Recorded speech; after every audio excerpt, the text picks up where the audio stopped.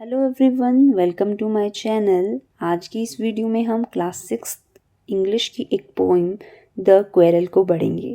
तो चलिए शुरू करते हैं। The quarrel.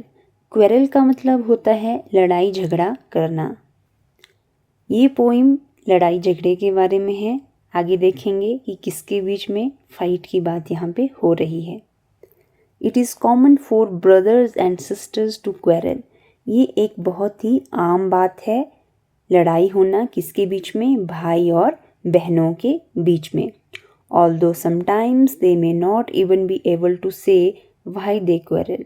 और कभी कभी तो ऐसा भी होता है कि उन्हें ये भी पता नहीं होता है कि हमारी लड़ाई हुई किस वजह से है। But how long do such quarrels last. But ये लड़ाइयाँ कहाँ ख़त्म होती है, हाउ डू दे एंड, वो इसको कैसे ख़त्म करते हैं। आई क्वारल्ड विद माई ब्रदर। मैंने अपने भाई से झगड़ा किया। I don't know what about. मुझे नहीं पता किस बारे में या फिर किस बात पे मैंने उससे झगड़ा किया। One thing led to another. एक बात से दूसरी बात बढ़ती ही चली गई। And somehow we fell out. और किसी तरह से हम में बहुत ज़्यादा मनमुटाव या हमारे बीच में बहुत ज़्यादा लड़ाई झगड़ा हो गया। The start of it was slight. झगड़े की शुरुआत बहुत छोटी सी थी। The end of it was strong. लेकिन अंत बहुत बड़ा और गंभीर बन गया। He said he was right. उसने कहा कि वो सही है।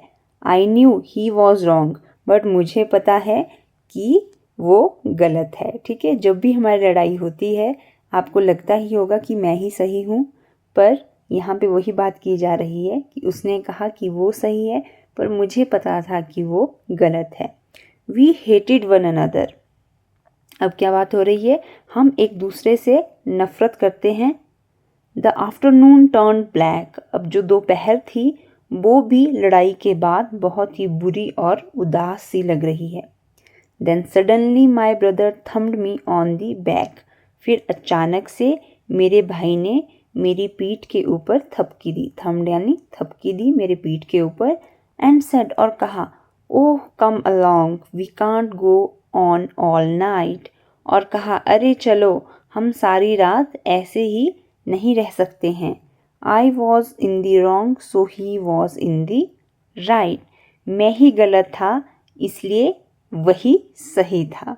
तो ये पोइम लिखी है एलेनोर फ्रेजियन ने।